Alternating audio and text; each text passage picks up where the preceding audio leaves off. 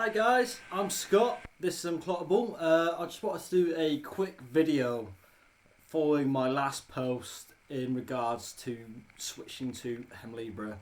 Um, just to add some more clarity to what I meant in that picture and what I wanted to talk about. So I'm going to keep this kind of short and sweet. As most of you already know, I moved to Hemlibra. I campaigned heavily for Hemlibra. It's a treatment I truly believe in. But I wanted to go into it purely because of needle burden. I've been treating daily for most part of my life. And I just got to a point where it was just too difficult. My veins had given up and I was still having bleeds. Aside from being proactive and personalising my treatment, I felt that if I personalised my treatments to do something, I was absolutely fine. But then, if I was doing something normal, I was still having a bleed. So my treatment obviously wasn't quite right for me. So I moved on to Hemi or Imosuzumab in January, and it's been a strange, very, very strange experience. The only way I can describe it for me is, well, that's actually quite difficult to describe. It was liberating, but I also felt a lack of control at the same time. I went from needle burden to needle anxiety. And the only way that I can put that into words is it was nice not having to inject myself every day and worry about missing the vein or getting the vein, whichever came first. And it was nice just not having that stress of having to treat every day. I've had times where I've been late to work because I couldn't get a vein. So that was amazing, and I said my first 3 weeks in it, I was excited for the treatment. After I did my loading doses and I got home, I actually got a little bit nervous and anxious about treating myself. Like, am I doing it right? Is it going to work? Because I was so used to doing the subcut injection. And that's something that I'm still dealing with now. I've actually had a few bleeds on Hemi in which I've had to ring my centre and I've had to take factor whilst being on the treatment. So it's led me to the decision where I don't think it is the right treatment for me. That's not to say that it's not a bad treatment. It's something that I do believe it works.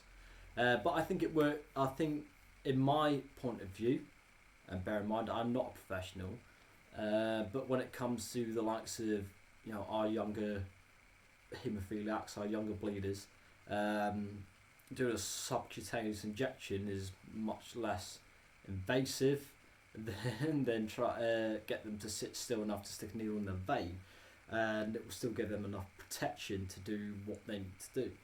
The same with our older generation of bleeders where their veins might be shot. I'm 28 and mine are given up already, so I can only imagine that our older haemophiliacs are in a worse situation or similar situation.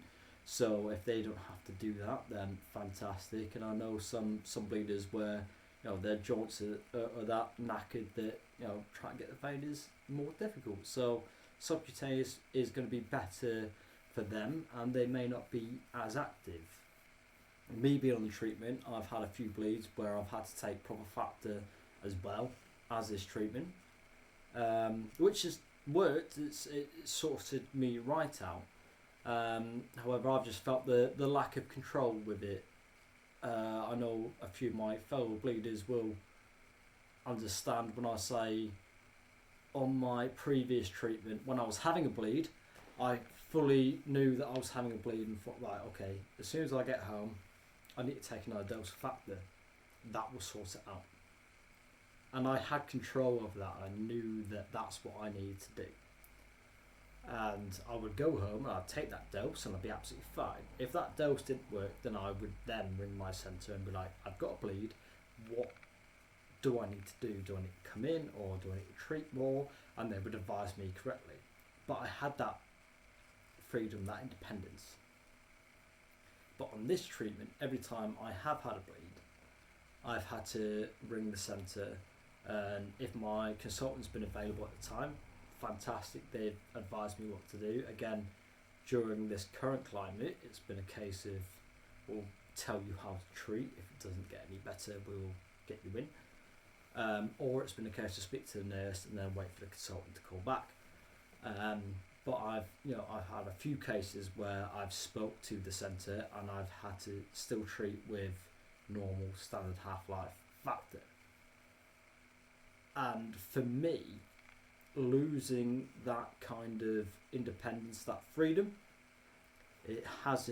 it's made me feel less confident with my haemophilia, when it's something that I pride myself in, and the fact that I've been able to do so many things with haemophilia.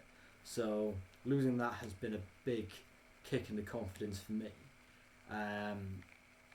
Something that I'm trying to work with. I'm looking at either adjusting my regime with Hemlibra or a different treatment altogether.